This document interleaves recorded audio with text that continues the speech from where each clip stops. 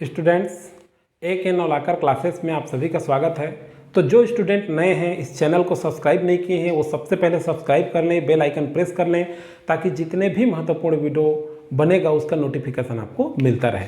तो चलिए साथियों, हम लोग जो है विभिन्न प्रतियोगी परीक्षा देते रहते हैं, जिसमें ये सिंधु घाटी की जो सभ्यता है ये बहुत महत्वपूर्ण टॉपिक है। इसमें से क्वेश्चन आता ही है, तो इसे हम मैप के माध्यम से समझें ताकि हमको एकदम याद रहे ये। तो चलिए देखते हैं सिंधु घाटी की सभ्यता, इसको हम मैप के माध्यम से देखते हैं। ये पूर्व है, ठीक है, ये भारत का नक्शा है, देख रहे हैं आप लोग सब जानते हैं। ये पश्चिम है, ये क्या है, पश्चिम, ऊपर उत्तर, नीचे दक्षिण, ठीक है। पूरा में नहीं बना है, केवल आपको सिंधु घाटी की सभ्यता को इसमें बताया जाएगा, इसलिए यहाँ तक बनाए हैं। तो चलिए दोस्तों, हम देखते हैं कि ये वाला जो भाग दिख रहा है, ये जो गोल गोल जो बिंदु है, ये महत्वपूर्ण 7 नगर हैं, ठीक है। तो सबसे पहले हम देखते हैं कि ये वाला जो भाग है ये पाकिस्तान में, ये कहाँ है, पाकिस्तान में है। तो चलिए इसको मैं एक नंबरिंग कर देता हूँ, 1 2 3, ठीक है, ये 4, ये 5 और ये 6 और ये 7। तो यहाँ देखते हैं हम लोग, इसको देखने से पहले हम लोग सिंधु घाटी की जो सभ्यता है उसके बारे में सामान्य जानकारी ले लेते हैं कि क्या है, उसको पहले जान लेते हैं, ठीक है। ये पूरा टॉपिक इंपॉर्टेंट है, बड़ा अच्छे से देखिएगा, ठीक है, कहीं से भी क्वेश्चन आता है इसका। तो सिंधु घाटी की सभ्यता, क्या सिंधु घाटी की जो सभ्यता है ये जो है एक क्या है, एक ताम्र पाषाणकालीन सभ्यता था ये, ठीक है। क्या था, एक ताम्र पाषाणकालीन, यह जो है ताम्र पाषाणकालीन सभ्यता थी, ठीक है भाई।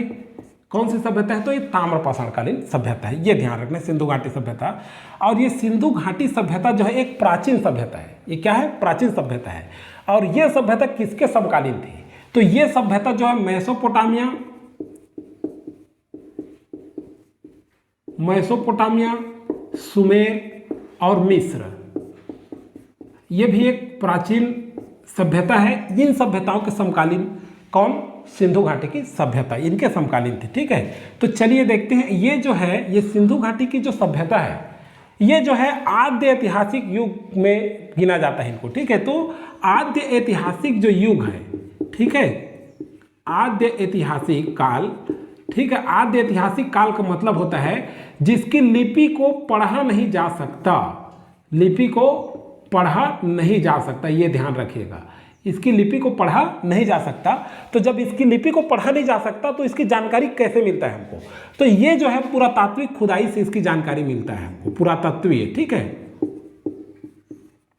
पुरातात्वीय खुदाई से इसकी जानकारी हमको मिलता है। समझ में आ रहा है भाई।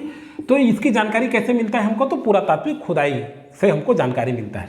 इसका काल निर्धारण कैसे किया गया है, काल निर्धारण, तो काल निर्धारण जो है इसका कार्बन डेटिंग सी, रेडियो कार्बन डेटिंग सी, ठीक है, रेडियो कार्बन डेटिंग C14 के द्वारा इसका काल निर्धारण किया गया है। और इसका काल निर्धारण कितना निर्धारित किया गया है, तो लगभग 2300 ईसा पूर्व से 1750 ईसा पूर्व तक इसका काल निर्धारण किया गया है। ये आपको क्या करना है, ध्यान रखना है इतना, ठीक है। अब चलिए देखते हैं कि इसका क्षेत्रफल कितना था, कितना क्षेत्रफल में फैला हुआ है। तो अभी मैं बताऊं, ये जो क्षेत्र आप देख रहे हैं, ठीक है, ये सब क्षेत्रफल है। तो इसका क्षेत्रफल है 12,99,600 वर्ग किलोमीटर में फैला हुआ है, ठीक, इतना आपको ध्यान रखना है, ठीक है भाई। तो ये क्या है, एक ताम्र पाषाणकालीन सभ्यता थी, आद्य ऐतिहासिक काल की सभ्यता थी। इसका क्षेत्रफल कितना है, तो 12,99,600 वर्ग किलोमीटर है, ठीक है। अब एक चीज और ध्यान रखना है कि इसमें जो है सबसे पहले हड़प्पा की खुदाई हुई थी। क्या हुई थी, हड़प्पा की खुदाई हुई थी, ठीक है, 1921 में, इसलिए इसे हड़प्पा सभ्यता कहा गया था। और किसने किया था, तो दयाराम साहनी ने किया था, ठीक है, दयाराम साहनी। अब चलिए देखते हैं इसी में, ये जो यहाँ से यहाँ तक ऐसे सिंधु नदी है, तो सिंधु नदी के आसपास इसकी खुदाई हुई है। इसलिए जो है सिंधु नदी के आसपास खुदाई होने के कारण मार्शल के द्वारा, किसके द्वारा, मार्शल के द्वारा इसको जो है सिंधु घाटी सभ्यता भी कहा गया। ये जो है ये जो सिंधु नदी के आसपास जो इसकी खुदाई हुई, इस कारण से मार्शल द्वारा इसको सिंधु सभ्यता कहा गया। अब चलिए नेक्स्ट देखते हैं हम कि ये सिंधु घाटी सभ्यता के जो 7 महत्वपूर्ण नगर हैं, ये बहुत इंपॉर्टेंट है एग्जाम की व्यू से, एग्जाम दृष्टिकोण से। तो चलिए देखते हैं, ये वाला पहला नंबर, ये जो है आपका, ये आपका है हड़प्पा, यहाँ पर हड़प्पा नगर। ये वाला जो है आपका मोहनजोदड़ो,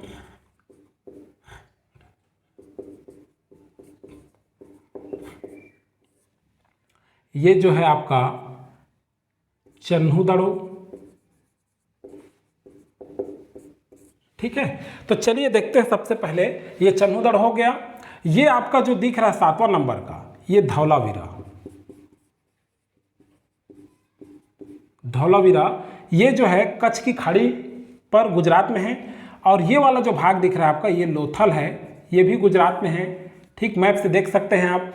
और ये वाला जो भाग दिख रहा है आपका, ये राजस्थान में है, कालीबंगन या कालीबंगा भी कहते हैं, या कालीबंगन। ठीक है, ये आपका कहाँ है, तो राजस्थान में। और ये वाला जो भाग आपका दिख रहा है, ये बनावली है।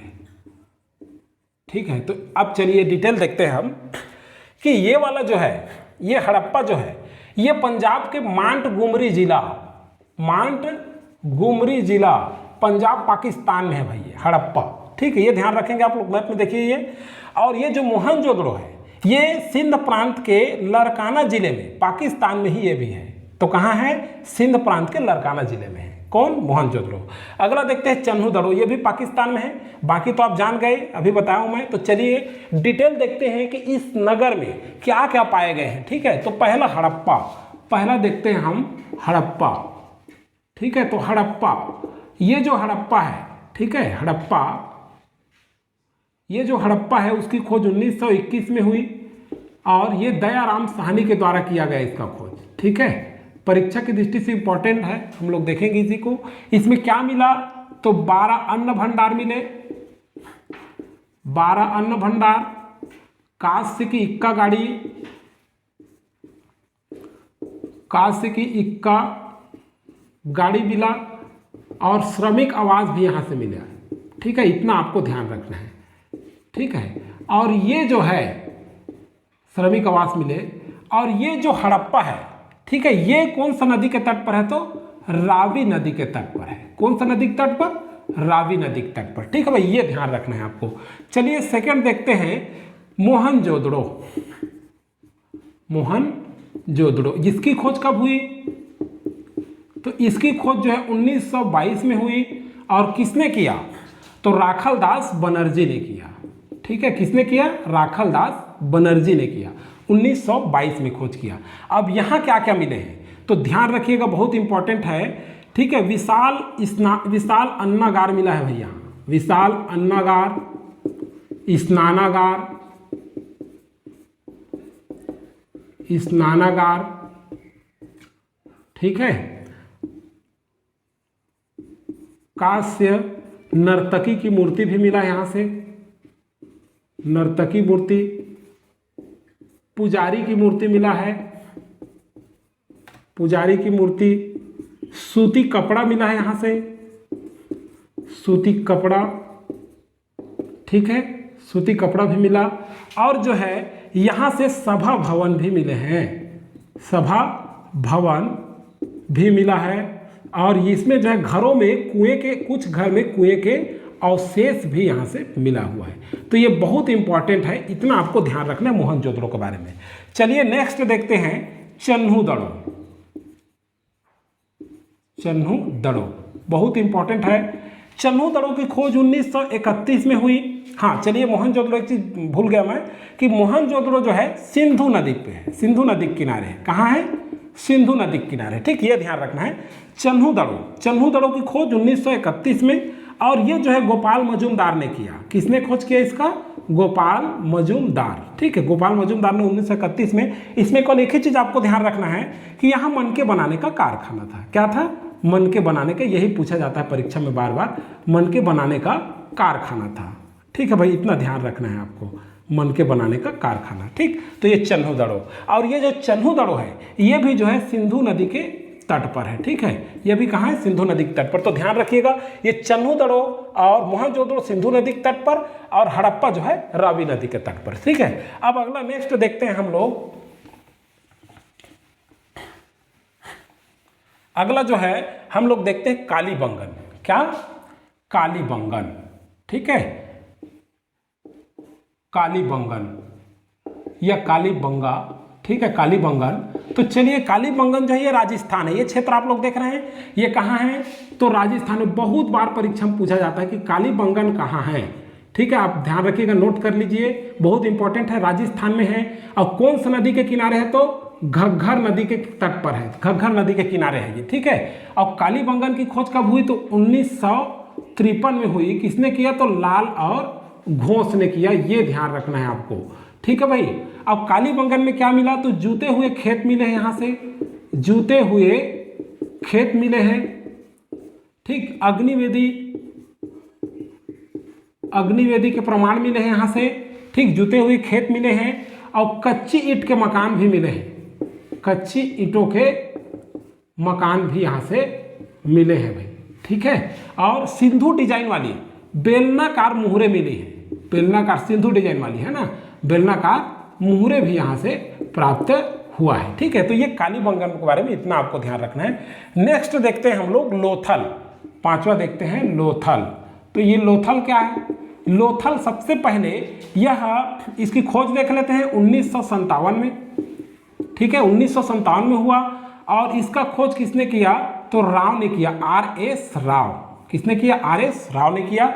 और ये जो लोथल है, आप ध्यान रखिएगा, बहुत इंपॉर्टेंट है। ये जो जितने भी नगर हम लोग देखे, उसमें जो दरवाजे और खिड़कियां होते थे, वो जो है पीछे की तरफ खुलते थे। लेकिन लोथल एक ऐसा नगर है जिसमें जो मकान बने होते थे, उसका दरवाजा जो है मुख्य सड़क की ओर खुलता था। ठीक है, ये ध्यान रखिएगा, लोथल में दरवाजा कहाँ खुलता था, दरवाजा मुख्य सड़क की ओर खुलता था। किसकी ओर, मुख्य सड़क की ओर खुलता था। ठीक है, ठीक है भाई, ये ध्यान रखना है। ये गोदीबाड़ा है, क्या है ये, गोदीबाड़ा है। गोदीबाड़ा मतलब बंदरगाह, बंदरगाह नगर था। ठीक है, ये क्या था, बंदरगाह नगर था। और यहां से युगल संविधान मिला है, युगल संविधान, और फारस की मोहर। ठीक है, क्या मिला है, फारस की मोहर। ठीक, ये ध्यान रखना है आपको, फारस की मोहर। और अग्नि पूजा के प्रमाण भी यहां से मिले हैं, अग्नि पूजा के प्रमाण भी क्या है, मिले हैं यहाँ से। ठीक है, कहाँ से, ये लोथल से। तो लोथल के बारे में इतना आपको ध्यान रखना है। ठीक है, ये कहाँ है लोथल, तो लोथल कहाँ है, गुजरात में है। ठीक है, कहाँ है, गुजरात में। ये चीज़ बताया मैं आपको, ये चीज़ आपको ध्यान रखना है। अगला देखते हैं हम लोग बनावली। ठीक है, क्या, बनावली। तो बनावली क्या, बनावली का खोज, ठीक है, 1974 में हुआ, RS बिष्ट के द्वारा, रविंद्र सिंह बिष्ट के द्वारा खोज किया गया इसका। ठीक है, अब यहां से क्या मिला जी, तो यहां से क्या मिला है, मिट्टी का खिलौना, कच्ची मिट्टी का खिलौना मिला है यहां से। और ये जो खिलौना जो मिला, ठीक, सॉरी, ये जो खिलौना मिला, ये इसकी आकृति कैसी थी, तो हल के समान थी, हल समान थी। ठीक है, इसकी आकृति। और ये जो बनावली है, ये बनावली कहाँ है जी, यहाँ हरियाणा में है। ठीक है, कहाँ है, यहाँ मैप से देख लीजिए, हरियाणा में है। और यही जो बनावली है, यहाँ उन्नत किस्म का जौ उगाया जाता था भाई, ये ध्यान रखना बहुत इंपॉर्टेंट है। ठीक है, उन्नत किस्म का जौ उगाया जाता था, कहाँ से, बनावली से। तो इतना आपको बनावली के बारे में याद रखना है। अगला है आपका धौलावीरा, ये देखिए। ठीक है, कौन सा, धौलावीरा, सातवां। तो धौलावीरा के बारे में देखते हैं। धौलावीरा की खोज 1990 में हुई। ठीक है, किसके द्वारा, ये भी जो है RS बिष्ट ने खोज किया इसका भी। ठीक है, RS बिष्ट। और धौलावीरा में बस इतना ही ध्यान रखना है हमको कि यहाँ उन्नत जल प्रबंधन प्रणाली की व्यवस्था थी। क्या, उन्नत जल प्रबंधन प्रणाली की व्यवस्था थी, उन्नत जल प्रबंधन प्रणाली की व्यवस्था थी, या उन्नत जल निकासी की व्यवस्था थी, ऐसा पढ़ सकते हैं। ठीक, तो धौलावीरा, क्या, धौलावीरा उन्नत जल प्रबंधन के लिए प्रसिद्ध था। इतना जो महत्वपूर्ण नगर बताया गया, जितना चीज़ बताया गया, बहुत ही इंपॉर्टेंट है, अच्छे से ध्यान रखिएगा। अगला वीडियो फिर से जारी होगा। ठीक है, भाग 2 में जारी करेंगे। तो थैंक यू स्टूडेंट।